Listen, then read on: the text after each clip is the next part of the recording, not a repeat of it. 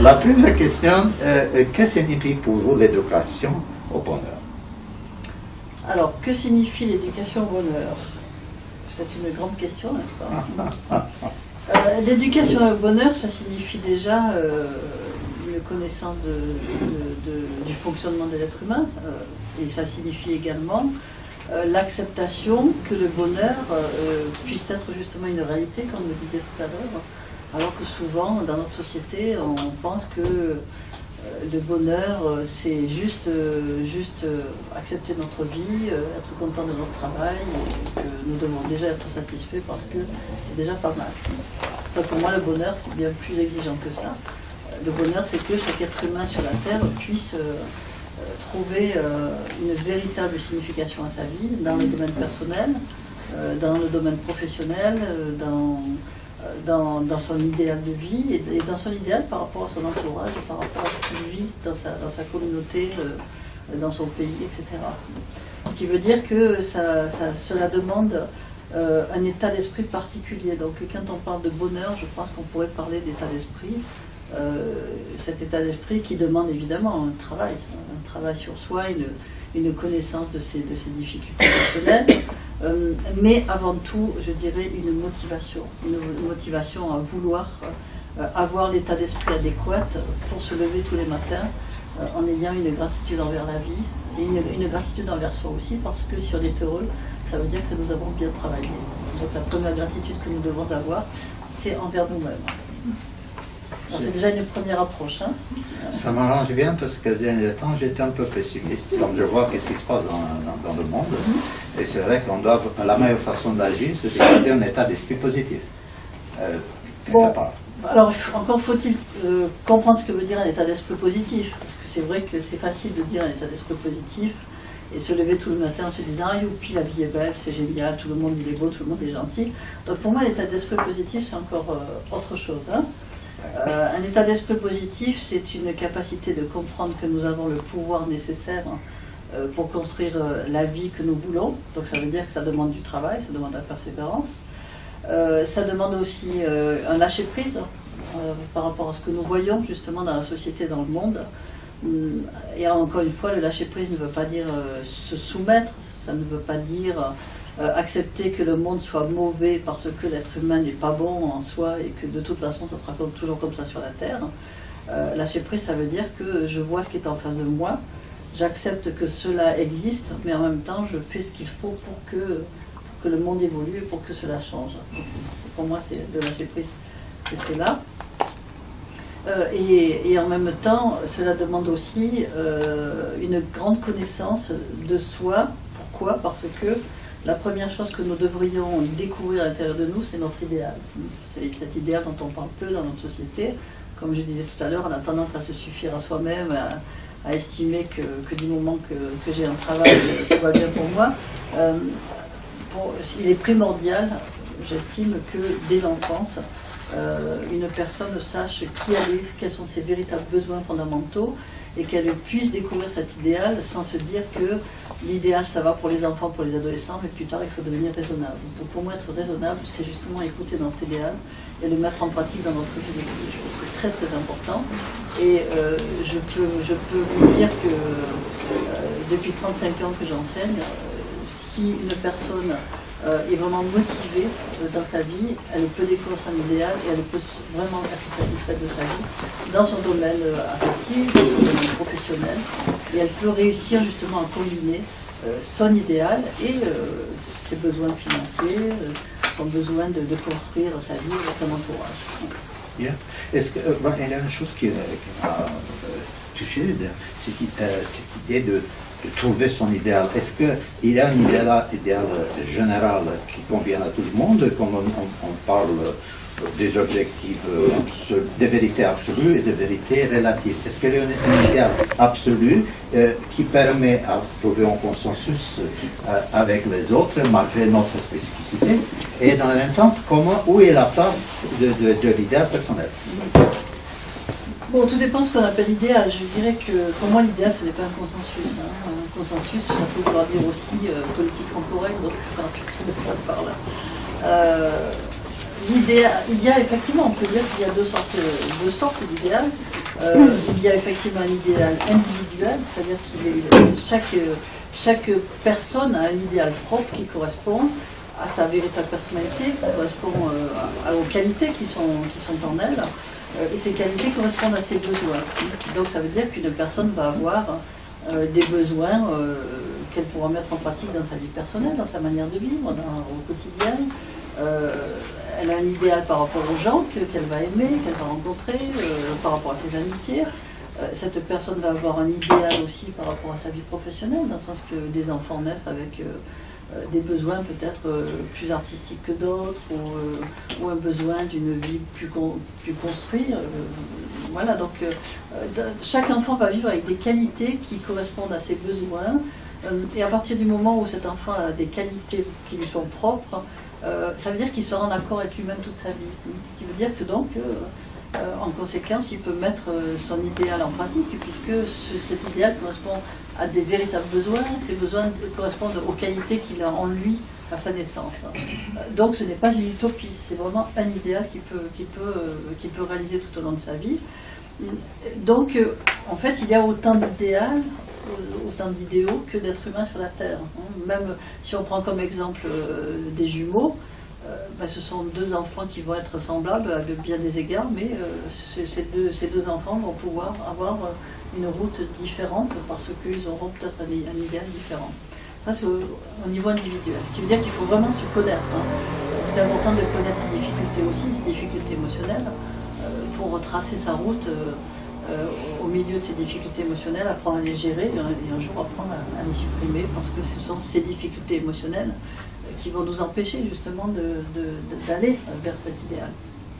Maintenant, pour répondre à votre question, il y a un idéal général, c'est clair. Je crois que si on devait faire une petite synthèse de cet idéal, tout simplement, il faudrait que sur la Terre, il y ait à l'intérieur de chaque être humain assez d'amour et assez de courage, n'est-ce pas, pour faire ce qui est juste et pour exiger ce qui est juste. Donc pour moi, l'idéal général, c'est ça, c'est qu'on supprime la lâcheté sur la Terre et qu'on mette l'amour, je dirais, au centre du monde. Et je pense que tous les êtres humains sont capables de le faire. Ça non plus, c'est pas d'utopie. Nous avons, c'est indispensable. D'ailleurs, nous le voyons bien. Pourquoi notre société ne va pas? C'est parce qu'on a oublié le courage, on a oublié l'amour, quelquefois. Et le premier amour que nous devons avoir, c'est déjà vis-à-vis de nous-mêmes. Bonne nouvelle. Mais alors, il y a une chose aussi qui m'a touché, découvrir ce pouvoir. Ça m'intéresse beaucoup.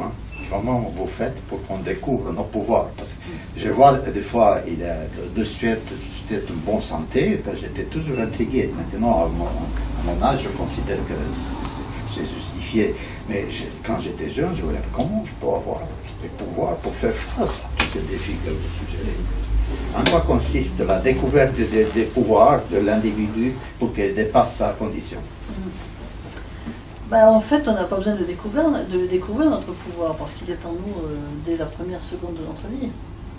Ça veut dire que l'enfant naît au monde avec deux qualités importantes, et pas seulement le pouvoir, il naît avec un libre arbitre, ce qui veut dire que tout au long de sa vie, chaque acte qu'il va faire, qu'il soit conscient ou pas, ce seront des actes qui découleront de son libre arbitre, puisque même s'il fait un choix négatif, ça reste un choix, n'est-ce pas? Donc l'enfant va faire un choix, et plus tard l'adolescent, et plus tard l'adulte. Vous voyez à quel point justement il est important de se connaître, puisque c'est la loi de la vie, c'est pas la mienne, c'est pas moi qui l'ai inventé, c'est que l'homme vient au monde, l'enfant vient au monde avec un pouvoir et un libre arbitre, et en fait ce pouvoir et ce libre arbitre vont lui permettre de choisir entre ce que sa conscience lui dicte. Bon, sa conscience, là je rentre un peu dans ma philosophie et dans les mots techniques de ma philosophie. Sa conscience qui est en lui ce qui lui donne toujours les bons conseils, ce qui lui montre la voie juste, qui correspond aux fameux besoins dont je parlais tout à l'heure, aux fameuses qualités dont je parlais tout à l'heure, et son subconscient qui vient avec lui, dans son petit bagage, qui porte en lui ces programmations émotionnelles que nous pourrions synthétiser en parlant de ses peurs et de ses colères. Alors en fait, cet enfant, au départ, et plus tard l'adulte, s'il n'en a pas conscience, sera en face de cette conscience et en face de ce subconscient.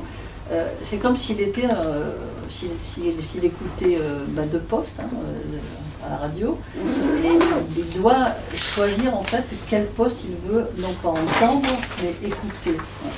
Et le problème chez l'être humain, c'est que dans notre société, on ne lui a pas appris à faire ce choix. C'est ce qu'on appelle la dualité, ce qui veut dire que l'être humain souvent est en bataille entre sa conscience qui lui dit vas-y, fais, voilà, tu as du courage, vas-y, tu es capable de, et son subconscient qui lui dit non, non, c'est pas le moment, je vais pas y arriver, c'est trop tôt, c'est trop tard, etc. Et qui fait que finalement il ne va pas faire ce qui est bon pour lui. Donc en fait, là je parle du libre arbitre, mais le pouvoir c'est pareil, nous naissons avec un pouvoir. Et la difficulté dans l'histoire de l'homme, c'est que comme on ne lui apprend pas qu'il a ce pouvoir, soit de nouveau il va offrir cette force qui est en lui à sa conscience, s'il l'écoute, donc il va donner cette force aux actes qu'il va décider de faire, hein, puisque sa conscience lui dit vas-y fonce parce que tout c'est bien pour toi, donc il va donner toute son énergie pour agir. Par contre, s'il a beaucoup de peur et que son subconscient lui dit non, non, ne fais pas ça parce que tu ne vas pas réussir, attends d'avoir des preuves pour commencer quelque chose, à ce moment-là, il ne va pas agir, il va hésiter. Et le problème, c'est qu'il va donner toute cette force qui est en lui à son hésitation, à son doute, à sa peur, qui vont se renforcer. Donc, à ce moment-là, son problème, c'est que son pouvoir sera donc servi par le subconscient, ou le subconscient sera servi par le pouvoir, et il va accélérer son processus de souffrance, hein, de difficulté, de peur, parce qu'il aura mis inconsciemment son pouvoir au service de sa peur. C'est ça. Voilà, c'est libérer de cette peur, c'est donner la place au pouvoir qui existe en lui. Mais de toute façon, mais qu'il le veuille ou non. Ça demande une connaissance, ce que vous faites, vous enseignez. Attendez, non, je crois qu'il faut voir les choses différemment. Parce que le but de l'être humain, c'est pas de donner la place au pouvoir. Non. Le but de l'être humain, c'est d'utiliser le pouvoir comme instrument pour agir. C'est pas pareil. Parce que si vous donnez la place au pouvoir, le pouvoir n'a aucune place, il ne cherche aucune place, il est neutre. Donc, j'imagine que vous donnez aussi des outils, une connaissance de soi qui lui permet d'avoir un discernement et de l'utiliser avec à bonne escient. D'ailleurs, je vous dis, j'étais intrigué quand j'ai vu que vous faites des cours de philosophie. Moi, je trouve que la majorité considère, après métatonal, la philosophie quelque chose de compliqué, qui fait peur, et vous distribuez la philosophie à tout le monde, le plus démuni. Ça, c'est quand même une action de pionnier. Je n'ai pas trouvé encore cette formule. Et bon, on sait que la philosophie, c'est l'amour pour la sagesse, mais la sagesse, d'après, par exemple, le code de Kabbale, ça commence à 40 ans. Bah écoutez, je vous invite à me suivre, d'aller dans les contrées les plus démunies et vous verrez. C'est étonnant, ça. Vous savez, je veux dire, c'est vraiment voir, partager cela, hein, et assister à ces séances de travail. Pour moi, c'est ce qui m'a le plus touché, justement. C'est de voir à quel point une personne que, finalement, l'intelligence n'a rien à voir avec notre éducation, avec la manière dont nous vivons et où. Ça a à voir avec notre sincérité, avec ce que nous sommes au fond de nous. Et cette sincérité, je la rencontre, je veux dire, à tous les niveaux. Et d'ailleurs, lors de ma dernière mission, c'était très intéressant parce que quand je suis arrivée, le dimanche, je suis allée dans une des régions les plus reculées de Haïti. Donc j'ai parlé à une population la plus démunie, la plus pauvre, hein, qui existe, et je lui ai donné exactement le même enseignement, avec d'autres mots bien entendu, mais je lui ai donné le même enseignement qu'à la population la plus riche. Le vendredi suivant, j'ai donné une conférence pour l'association, organisée par l'association des écoles privées d'Haïti.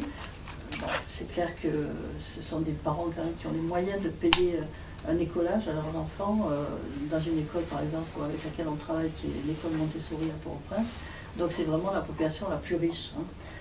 j'ai trouvé le même enthousiasme, D'accord. la même attention, Une chose et qui la est même motivation. intéressante, c'est quand vous vous adressez à tous les niveaux d'instruction. Il y a des sénateurs qui participent, il y a des témoignages, il y a des êtres très instruits, et dans le même temps, puis il y a presque des analphabètes. Et ils sont nourris à le même moment.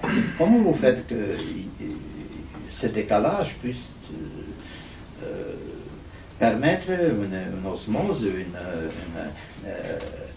nourriture pour chacun? Parce que l'amour n'a pas de frontières. C'est déjà le premier ingrédient, c'est ça. C'est l'amour.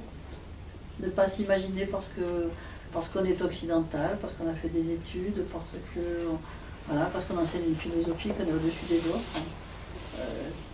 On est tous semblables, on est tous, voilà, bon, si j'allais à l'église, je dirais on est tous frères, peu importe ce qu'on peut dire. Hein.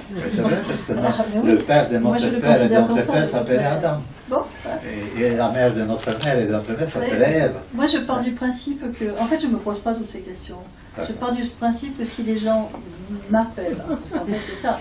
Si les gens m'appellent, ça veut dire qu'ils sont capables de m'entendre. Et ça veut dire que je suis capable d'être entendu, c'est tout.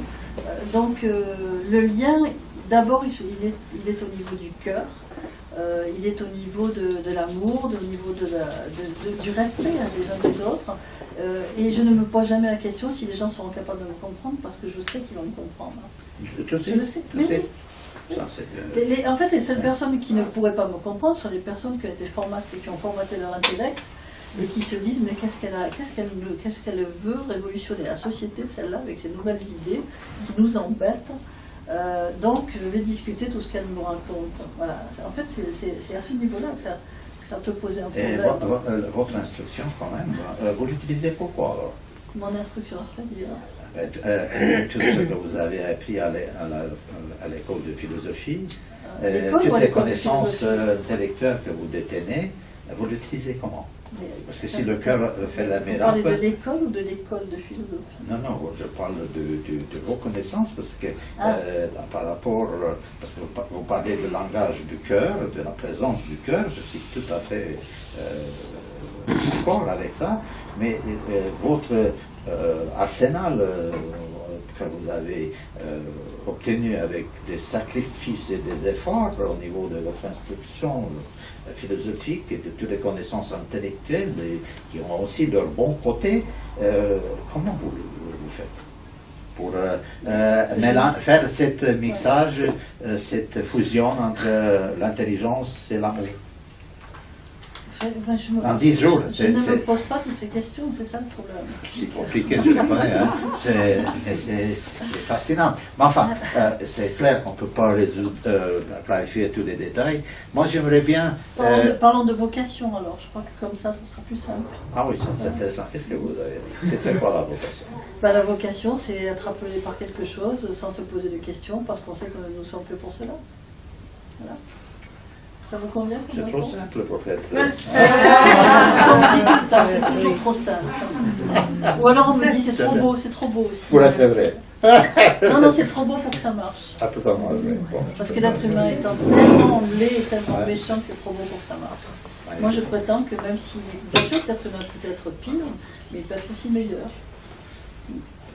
Maintenant, moi j'ai des questions ici, mais j'aimerais bien inviter le participant, le public, de poser des questions, parce que le but de notre rencontre, c'est de faire un échange interactif. J'étais très heureux quand Madame Dubertin m'a dit, mais vous savez, on se fait quelque chose d'interactif, pas des conférences académiques. Ah ben, très bien, parce que moi, je ne fais jamais des conférences académiques. Donc, il est à la place, vraiment, de poser des questions. Et on a un climat, pour ceux qui sont de la maison, de confiance, de respect. N'ayez pas de souci quand on vous jugera. Posez des questions. Vous avez vu, moi, je ne réfléchis pas trop, je pose la question qui vient. Je n'ai pas peur que je peux paraître ridicule. Hein? Parce que, voilà, on n'est pas parfait et je m'assume pour ça. Voilà. Et donc, je vous invite à participer. Est-ce que quelqu'un veut s'exprimer? Voilà. S'il vous plaît. Voilà. Déjà, merci beaucoup pour cette opportunité, cette soirée, parce que c'est un beau moment. Je me demandais en fait, quand vous voyez des enfants, quand vous allez à Haïti par exemple, que vous voyez des enfants, vous avez l'occasion de les croiser juste quelques instants ou quelques minutes, qu'est-ce que vous allez leur dire? Qu'est-ce que vous allez partager avec eux? Bon, croiser. En fait, les enfants, c'est difficile de partager avec eux, hein, parce que lorsque je suis là-bas, en une semaine, on doit faire un travail qu'on devrait faire en 6 mois. Vous voyez, ce qui veut dire que quand je vais sur le terrain, quand je vais dans les orphelinats par exemple, le travail le plus important, c'est le travail que je fais avec les éducateurs. Parce que je dois laisser quelque chose avant de partir, dans ce sens que les enfants ont des gros problèmes émotionnels, et ils ont des séquelles très graves. Bon, évidemment qui se répercutent après chez l'adulte, plus tard. C'est pour ça qu'il y a tellement de violence, qu'il y a tous ces problèmes dans ces pays. C'est que les séquelles du passé sont très fortes. Et ce sont des enfants qui ont été abandonnés la plupart du temps. Bon, je ne parle pas des viols, parce que je travaille avec toutes ces populations. Donc, les enfants, lorsque je les rencontre, bon, bien sûr, je vais parler avec eux, j'ai du plaisir à les voir, mais mon travail, ce n'est pas ça. Mon travail, c'est vraiment d'apporter aux gens qui les aident toutes les clés, toutes les techniques de travail pour pouvoir soulager leur douleur, leur peine. Et la plupart du temps, avant que ces adultes puissent aider les enfants, par exemple dans les centres pour enfants de la rue ou dans les orphelinats, ce sont des mamans, la plupart du temps, qui s'occupent des enfants. En tout cas en Haïti c'est comme ça, en Afrique c'est différent, il y a aussi des hommes, il y a des éducateurs. Mais ces mamans sont complètement démunies parce qu'elles-mêmes ont eu une enfance très, très difficile, dans ce sens aussi que battre un enfant, ça fait partie de l'éducation. C'est ce qui est normalement conseillé, on doit taper les enfants. À partir de 3 ans, un enfant doit être battu. Donc là, jamais je fais une révolution parce que je leur explique à quel point cet enfant va avoir des séquelles plus tard, etc. Et tous les éducateurs et tous les enseignants qui travaillent avec moi, à chacun de mes passages, disent maintenant c'est fini, on ne fera plus les enfants. Ils arrêtent. Mais il faut leur expliquer aussi pourquoi. Le but, c'est pas de leur dire on ne fait pas ça. Le but, c'est de leur expliquer pourquoi et comment et les séquelles que l'enfant va avoir, et surtout de leur parler de leur propre enfance. Donc le gros travail qui est fait, d'abord, c'est de permettre à ces adultes de pouvoir revenir sur leurs propres difficultés, sur leur propre enfance. Et on a des témoignages qui sont poignants, parce que ces femmes expliquent ce qu'elles ont vécu elles-mêmes. Quand je leur parle justement des enfants abandonnés, de toutes ces difficultés que ces enfants vivent, elles retrouvent leur propre enfance. Et souvent elles pleurent en expliquant ce qu'elles ont vécu. Parce qu'une fois qu'on a trié justement l'intellect et qu'on a trié les conventions, les gens se rendent compte que ce n'est pas vrai. Oui, d'accord, c'est vrai, normalement l'habitude on doit frapper les enfants, mais ils se rendent compte qu'en fait ils ne se sentent mal de les frapper, ils ont vécu très mal d'avoir été frappés, et ce n'est pas aussi simple qu'ils le disent. Donc ils le voient très vite en réalité. Donc le gros travail qui se fait, c'est surtout justement avec les adultes qui, eux, ensuite, vont pouvoir répercuter cet enseignement sur les enfants. Donc je travaille surtout avec les enseignants, je travaille surtout avec les éducateurs, avec les mamans, et je leur apprends ensuite à pouvoir transmettre cet enseignement aux enfants qui vont pouvoir, eux, se libérer de leurs problèmes d'abandon, de leur colère, de leurs difficultés. Parce que c'est des difficultés dont on n'a pas idée ici. Je veux dire, il y a des enfants, par exemple, qui n'arrivent même pas à garder leurs livres. Ils déchirent en fait, tout ce qu'on leur donne, ils détruisent tout. Parce que, c'est ce que j'explique aux mamans, parce qu'ils ne méritent pas de recevoir. En fait, c'est trop beau pour eux. Du moment que papa et maman m'ont abandonné, du moment que j'étais jetée à la rue, je ne vaux rien, je ne mérite rien, donc je détruis tout ce qu'on me donne. Et ils détruisent l'amour aussi des éducateurs qui s'occupent d'eux. Ils n'en veulent pas. Donc c'est très dur pour les éducateurs. Ils ont été rejetés dans leur enfance, ils sont rejetés par ces enfants. Et à partir du moment où ils peuvent comprendre tout ça, parce que je leur explique le problème du rejet, comment on peut sortir de ça, je leur explique que je leur donne des techniques de travail aussi pour travailler avec les enfants, ils voient le résultat. Et pour eux, c'est un soulagement parce qu'en fait, dans leur travail habituel sans avoir cet enseignement, ils n'arrivent pas à maîtriser à un moment donné, ce qu'ils subissent avec les enfants, ils finissent par les frapper aussi. Avec tout ce que ça implique de culpabilité, parce que ce sont des gens aussi qui apprennent, qui font aussi des études quand même, qui peuvent être psychothérapeutes, etc. Donc c'est très dur à vivre. Et à partir du moment où ils comprennent justement, c'est ça qui est beau, c'est qu'ils comprennent tout le processus du rejet, de l'abandon, etc., avec ces techniques de travail, ils arrivent à comprendre que, par exemple, un enfant, on ne doit pas le laisser pleurer. Si un enfant pleure, c'est qu'il y a quelque chose qui ne va pas.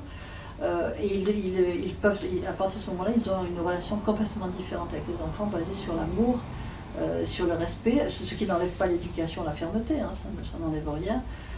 Et ça change toute leur vision de la vie. Ils vont changer leur vision, leur vie à la maison aussi, dans l'éducation de leurs propres enfants.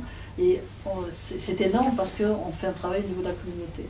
Donc les enfants, je les côtoie, mais je partage beaucoup moins qu'avec les adultes. Mais par contre, on a les témoignages des enfants quand on va dans les centres, les enfants expliquent qu'ils sont plus heureux, qu'ils apprennent à s'aimer, qu'ils sont plus aussi... parce que ce qui est important aussi, c'est pas seulement s'aimer soi, c'est aimer l'environnement dans lequel on vit. Donc les enfants expliquent aussi qu'ils nettoient leur lieu de vie, qu'ils se lavent le matin, qu'ils se coiffent, qu'ils sont plus heureux ensemble. Ils sont beaucoup plus actifs dans leur vie de tous les jours, dans leur vie sociale. Donc les témoignages des enfants sont exprimés. Mais il n'y a pas de relation trop proche parce que nous n'avons pas le temps. Mais je vois ici dans les photos, les expressions des enfants, c'est vraiment expressif. Donc ça me parle beaucoup. On voit aussi des photos officielles. Ça me parle moins que les enfants, mais elles sont aussi importantes. Je vois des salles pleines. Donc une participation qui est très jouissante. Voilà, là, il y a beaucoup d'enfants, c'est une salle pleine. Là, c'est un orphelinat. Ah oui, d'accord. C'est un foyer, un orphelinat, il n'y a que des petites filles, il y a 150 petites filles. Ah oui, d'accord. Moi, j'ai après, vous vous préparez pour une autre question. J'ai une question très intéressante qui est liée à un ingénieur ex-sénateur, Edgar Leblanc. Il dit « La philosophie de Martin Libertino m'a ouvert les yeux sur les différentes dimensions de l'homme, son côté matériel et son côté spirituel. Avec cette philosophie, j'ai pu voir que la spiritualité aide l'être humain à rencontrer sa potentialité. » Alors, j'ai assisté à une session sur l'éducation faite à l'ECOSOC en 2011, au Palais des Nations Unies, qui avait conclu, une fois qu'ils ont fait toute une synthèse de spécialistes par rapport à l'éducation sur toute la Terre, et à la fin, les conclusions, ils disent une bonne éducation a besoin d'une éthique. Et je me suis dit que comment introduire dans les valeurs actuelles, dans les programmes scolaires, une éthique qui demande des fois des repères immuables. Et dans ce sens-là, pensez-vous que la spiritualité puisse offrir ces valeurs pour la construction d'une véritable éthique, une véritable éducation? Ça dépend ce qu'on entend par spiritualité. Je crois qu'il faudrait définir le mot de spiritualité. Alors bien sûr que je vais définir le mot par rapport à ma philosophie, que je n'aime pas la personne. Mais pour moi, la spiritualité, c'est la connaissance de soi. Ça n'a rien à voir avec le dogme, avec une religion. C'est la capacité pour un être humain de prendre conscience de ce qui est en lui, de prendre conscience de ses besoins, de prendre conscience de son idéal. Donc, ça passe par l'esprit, évidemment, par la conscience, que j'appelle la conscience. Et la découverte de notre conscience nous permet de nous découvrir nous-mêmes et de découvrir les meilleures potentialités qui sont en nous, avec ce pouvoir justement de nous développer jusqu'à la fin de notre vie, pour réussir en fait ce que nous entreprenons. Donc pour moi, la spiritualité, c'est ça. Quand on parle d'éthique, je trouve intéressant votre question. Pourquoi ? Parce que souvent on nous parle d'éthique. Moi j'entends tout le temps utiliser ce mot à la radio, partout, en philosophie. C'est à la mode. Ben oui, c'est à la mode, mais en fait, avoir des mots à la mode et ne pas donner le mode d'emploi, c'est un peu embêtant, vous comprenez ? C'est joli de dire aux gens il faut avoir une éthique. Oui, laquelle ? Ah, bon. Mais avoir une éthique, ça veut dire s'obliger à. Pour moi, quand on donne ce genre d'informations, ça veut dire que je dois être quelqu'un de bien. Ça veut dire que je dois aimer les autres. Ça veut dire que je dois être honnête. Mais selon quels critères? Et là, pour moi, dans notre société, c'est là où se situe l'utopie. C'est qu'on ne peut pas demander à l'homme d'être bien si on ne lui donne pas la marche à suivre pour l'être. Dans ce sens que dans chaque être humain, il y a des choses magnifiques, bien sûr, mais encore faut-il qu'il les découvre, puisqu'il a cette dualité qui lui permet soit de faire les choses qui lui font du mal ou qui font du mal aux autres, ou qui lui permet de faire des choses qui lui font du bien et qui font du bien aux autres. Mais ça s'apprend, au même titre qu'à l'école, nous apprenons des matières. Et si on n'apprend pas à l'être humain comment découvrir cela à l'intérieur de lui, on ne peut pas lui demander d'avoir une éthique. Parce que l'éthique doit découler d'une évidence à l'intérieur de moi. Si j'ai l'éthique, ça veut dire que la première chose que j'ai appris, c'est à m'aimer. Ça, c'est déjà pour moi la base de mon éthique, c'est de m'aimer. La seconde base de mon éthique, c'est d'aimer les autres. Mais comment aimer les autres? Et, je veux dire, il y a tout un concept, oui. Je vous ai vu. Il y a toute une manière d'aimer les autres, parce que souvent, dans l'amour des autres, il y a beaucoup de culpabilité. Je dois aimer les autres, mais comment je dois les aimer? Ça veut dire que je dois tout accepter, je dois me soumettre, etc. Alors qu'en fait, dans mon enseignement, se soumettre, c'est se faire du mal. Ce n'est pas positif. Aimer les autres, c'est les respecter sans pour autant, par exemple, qu'ils nous soient sympathiques. Il faut faire la différence entre tout ça. Donc c'est très subtil tout ça. Donc ce que je veux dire en fait en substance, c'est que si on veut demander aux êtres humains d'avoir une éthique, la première chose qu'on doit leur demander, c'est de comprendre comment on peut avoir une éthique qui devienne en fait ce que je crois profondément. Autrement, ça veut dire que c'est comme un objet rapporté que je suis obligée d'utiliser de temps en temps, mais je vais revenir à mes vieux démons parce qu'au fond, je n'y crois pas vraiment. Donc l'éthique, ça veut dire que elle doit correspondre en fait à un idéal qui est en moi, qui me permet justement de m'aimer, d'aimer les autres, d'aimer la vie, parce que pour moi ce sont les trois bases de cet enseignement, c'est d'aimer aussi la vie, pour que cette éthique ne soit pas un fardeau, mais soit un plaisir. J'imagine que la première phase, c'est de créer un vocabulaire clair par rapport aux notions que vous utilisez, parce qu'on est tellement imprégné de diverses cultures, et la notion sur la réponse à la conscience, à l'inconscience, si on pose la question à tous, sera extrêmement diversifiée. Vos définitions, c'est fait par la base d'une longue observation et expérience de vie. C'est à vous, personnel, que vous avez fait vos définitions. Donc elles sont prises, enseignées comme telles. Parce qu'autrement, c'est difficile à comprendre. C'est pour cette raison que je dis que certaines personnes peuvent être choquées, parce que dans d'autres philosophies, un mot peut vouloir dire autre chose. Par exemple, dans la philosophie, ce que vous appelez l'inconscient, oui. Dans mon enseignement, l'inconscient est la somme du subconscient et de la conscience. D'accord. Voilà. Mais voilà, on comprend mieux. S'il vous plaît. Oui, excusez-moi, je vous ennuie, mais vous aviez dit que c'était interactif, donc... Oui.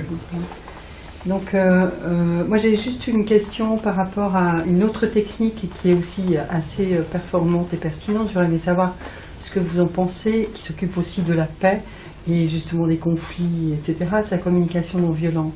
Qu'est-ce que vous en pensez? Parce que c'est une technique qui me semble à moi très, non seulement pertinente, mais rapide. Évidemment qui va développer, qui va donner des organes un petit peu d'écoute de soi-même. Hein. Mais est-ce que c'est une philosophie qui donne des techniques de travail au quotidien aussi? Écoutez, moi, vous savez, je ne suis ni contre ni pour. À partir du moment où une technique rend une personne heureuse, ça me convient. Ah. Je pense qu'on est tous complémentaires. C'est aussi ce qui me rend heureuse dans le travail que je fais avec mes élèves, parce que je n'ai jamais, à moins qu'une personne vraiment n'adhère pas du tout à mon travail, ce qui peut arriver de temps en temps, hein, ce qui est tout à fait normal, mais la plupart, je travaille avec des enseignants, je travaille avec énormément de psychothérapeutes, je travaille avec des gens qui travaillent dans le médical, etc. Et ils me disent tous, et c'est mon but, c'est mon vœu, que ma philosophie ne va jamais à l'encontre de ce qu'ils ont appris. C'est un complément à leur manière de travailler. Et c'est ce que j'aime parce que mon but, ce n'est pas de rejeter une technique de travail pour en mettre une autre. Au contraire, ça fait partie de la fraternité, de la solidarité. C'est que si on peut apporter en plus quelque chose, c'est positif. Et c'est aussi ce que nous mettons en pratique en Haïti, en Afrique. C'est que tout l'enseignement que je donne accompagne des programmes qui sont mis en place dans un domaine tout à fait concret, rationnel, c'est-à-dire qu'on achète des terrains, on crée des communautés agricoles, mais la différence fondamentale, c'est que tout le concret n'est jamais fait avant que le travail de reconstruction intérieure ne soit fait, parce que si on donne aux gens la possibilité de se reconstruire matériellement, si on leur donne de l'argent, si on leur donne la possibilité d'acquérir un métier, si la personne n'est pas sortie de ses séquelles émotionnelles, elle va détruire.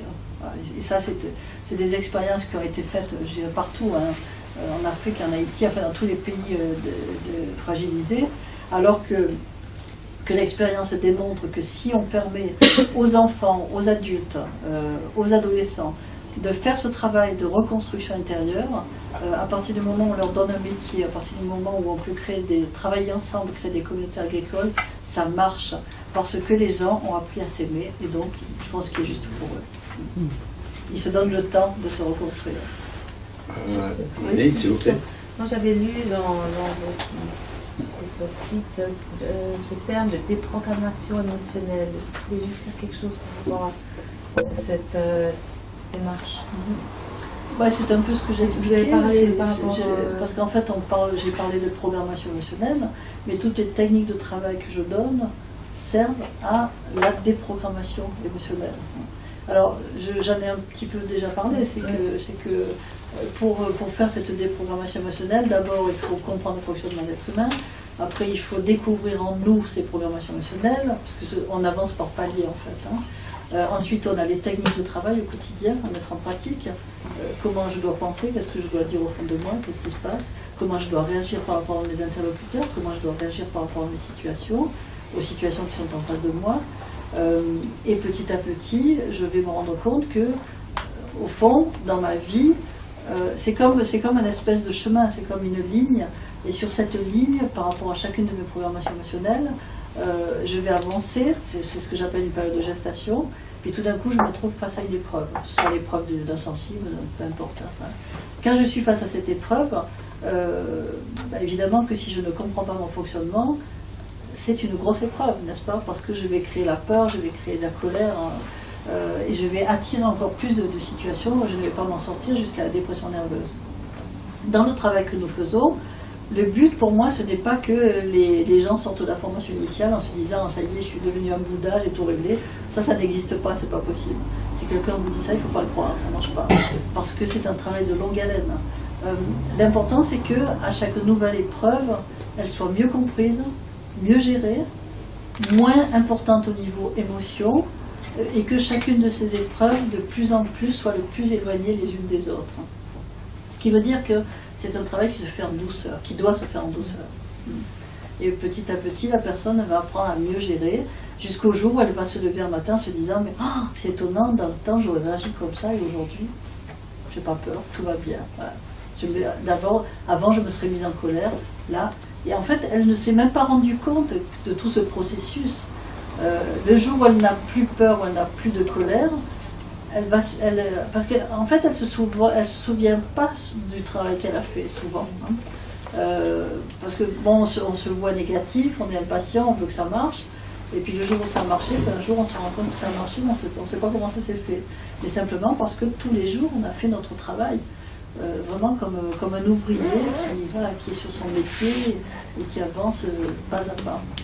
Donc c'est partie du libre arbitre, et puis c'est lié à des souffrances émotionnelles qu'on a eues dans l'enfance.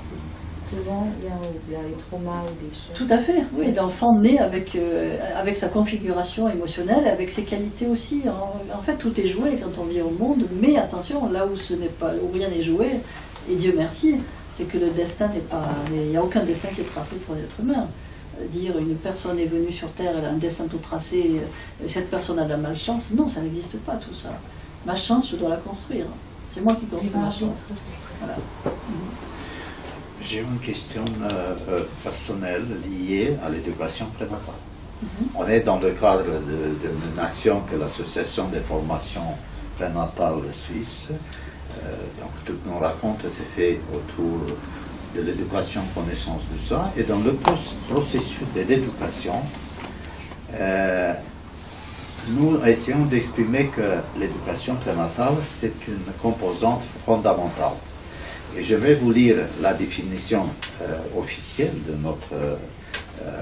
de ce que signifie l'éducation prénatale, et après je vous demanderai votre position par rapport à ça. L'éducation prénatale est une éducation parentale qui commence dès avant la conception jusqu'à la naissance. Elle s'adresse essentiellement aux futurs parents afin qu'ils deviennent plus conscients de leur rôle en offrant aux futurs enfants les meilleures conditions pour son développement physique, psychique et spirituel. Quelle est votre position à ce sujet? Je suis tout à fait d'accord avec cela. C'est qu'effectivement, pour moi, un enfant, parce que souvent on me dit, mais à partir de quand on doit commencer à parler à l'enfant? Et la réponse que je vais donner, c'est à partir de la conception. C'est pas à partir de la naissance. Pourquoi? Parce que à partir du moment où l'enfant est conçu, cette âme existe, elle est là, et il est très important qu'elle soit accueillie, il est très important qu'on lui explique ce qu'elle va vivre, etc. Et c'est important que le dialogue s'installe avec sa mère et avec son père, parce que souvent on a toujours l'envie de dire oui, mais parce que c'est dans le ventre de la mère, donc c'est avec la mère qu'elle a le plus de relations, etc. Non, c'est pas vrai. Je veux dire, oui, d'accord, elle est dans le ventre de la mère, ce corps est. Voilà, ces deux corps sont en osmose, mais l'âme de l'enfant est libre, donc il peut être très bien en osmose aussi avec le père. Je trouve que c'est quand même important de laisser cette place au père et qu'il ne se sente pas mis à l'écart. Alors évidemment qu'il ne va pas ressentir peut-être l'enfant dans son corps, mais en même temps il faut qu'il se rende compte que tout ce qu'il va lui dire, tout ce qu'il va penser, tout ce qui va même au niveau par son attitude, il va émettre des énergies, et cet enfant, cet être qui n'est pas encore né va recevoir et va déjà avoir je dirais pas une éducation, mais un enseignement de la vie en ressentant comment vivent ses parents. Et c'est important aussi, par exemple, de comprendre qu'avant d'être des parents, nous sommes des êtres humains, que nous pouvons faillir en tant qu'être humain. Et si un jour je ne suis pas bien, si un jour on a des conflits, on va pouvoir expliquer à cet être qui n'est pas encore là, on l'explique, voilà, c'est pas grave, tu n'es pas concerné, voilà ce que nous avons vécu, mais nous t'aimons, etc. Donc le dialogue doit se faire déjà avant la naissance. C'est ma vision en tout cas des choses. En tant que formatrice de la paix, d'après moi, c'est une des expressions de la paix, c'est l'harmonie. Et donc ici, je vois le rôle de l'environnement parental et l'impact qu'il peut avoir sur le bébé in utero, n'est-ce pas? Oui, tout à fait, oui. Bon, donc, d'où une responsabilité dans notre comportement et surtout l'homme a un rôle à jouer pour protéger la femme, pour qu'elle se sente tout à fait bien et en harmonie, afin que ce bien-être se traduit aussi à travers ses hormones, son sang, au bébé. Je pense que je dirais que si on veut parler d'harmonie, il faut parler de... Je crois qu'il faut voir une situation encore beaucoup plus subtile que cela, parce que quand on dit que l'homme doit protéger la femme, bien sûr qu'il doit protéger la femme. Je pense que tous les êtres humains devraient se protéger les uns les autres. Moi, je ne veux pas avoir de différence entre l'homme et la femme, parce que, ni entre culture ou pas culture. Pourquoi? Parce que je vois l'homme comme un être humain avant tout. Ça veut dire que la femme a une sensibilité, l'homme a une sensibilité, chacun a ses qualités, etc. Bon, je suis tout à fait d'accord, évidemment, c'est très important que l'homme protège la femme. Mais prenons un cas particulier, supposons qu'un homme protège sa femme, mais que sa femme ne s'aime pas. Même s'il la protège, il faut se poser cette question. Une complexe d'intériorité par rapport à la femme, qui est l'acteur principal. Et je me suis dit, l'homme aussi doit avoir quelque chose à faire dans ce contexte. Parce que l'essentiel, c'est le travail que la femme fait. Non, nous avons tous quelque chose à faire. Voilà. Ce qui est important, c'est de comprendre que chaque être de vie sur la Terre a une importance fondamentale. Pour moi, c'est là où se situe le travail, vous voyez, parce qu'on a toujours l'impression qu'il faut tout dans des petits tiroirs. Voilà, l'homme, il a tel travail, la femme a tel travail, l'enfant a tel travail, les animaux ont tel travail. Non, c'est plus beau que ça, moi je trouve, dans ce sens que d'abord la femme doit se protéger elle-même. Pourquoi? Parce que si elle ne s'aime pas, même si elle est protégée par l'autre, elle se fera du mal. Voilà. L'homme doit s'aimer lui-même aussi, parce que s'il ne s'aime pas, de toute façon, il va faire du mal à l'autre. Donc en fait, si on regarde bien la situation de l'homme, c'est que tant que l'être humain n'est pas capable d'apprendre à s'aimer lui-même, soit il va se détruire, soit il va détruire les autres. Donc on n'en sort pas. Et c'est ça le problème. C'est ça l'utopie dans l'histoire de notre société. C'est qu'on s'imagine qu'il suffit de venir au monde, de gagner bien sa vie et d'aller à l'école pour que nous soyons heureux, nous nous rendions heureux. Mais non, c'est pas vrai, c'est pas possible, c'est pas comme ça que ça marche. Bien sûr que c'est bien, notre bien-être en Occident. Vous voyez, bon, il y a des limites encore. Nous voyons aujourd'hui, et c'est très bien finalement, parce qu'il fallait bien qu'on y arrive un jour, nous voyons aujourd'hui que malgré notre bien-être et malgré notre évolution technologique, notre égoïsme nous amène à notre perte aussi. Et si on continue comme ça, bientôt l'Afrique va nous rattraper. Bon, je ne le souhaite pas, mais il faut faire attention quand même. Bon.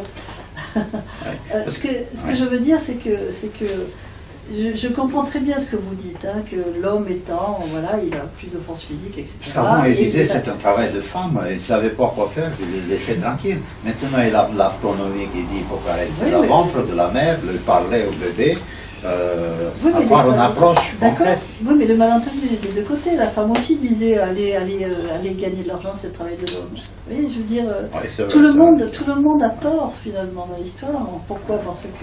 Parce que l'homme doit comprendre qu'il a une sensibilité au même titre que la femme, et la femme doit comprendre qu'elle est capable aussi de se débrouiller au même titre que l'homme.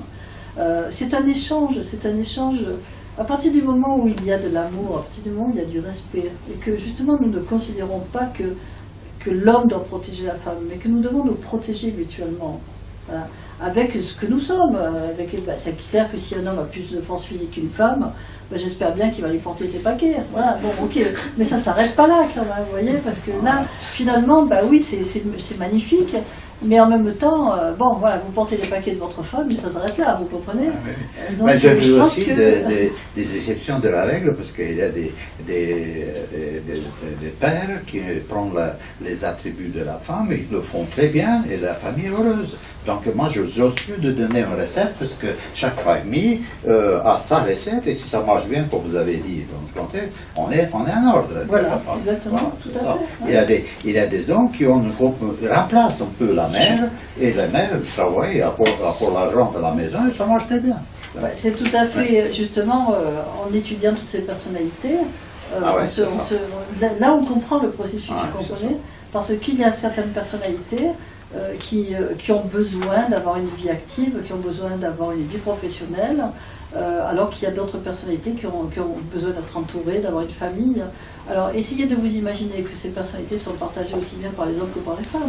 Ce qui veut dire que, prenons le cas par exemple d'un sensible, d'une personnalité sensible, c'est une personne qui a besoin viscéralement d'avoir un foyer, d'avoir une vie de famille, d'être entourée, d'être aimée.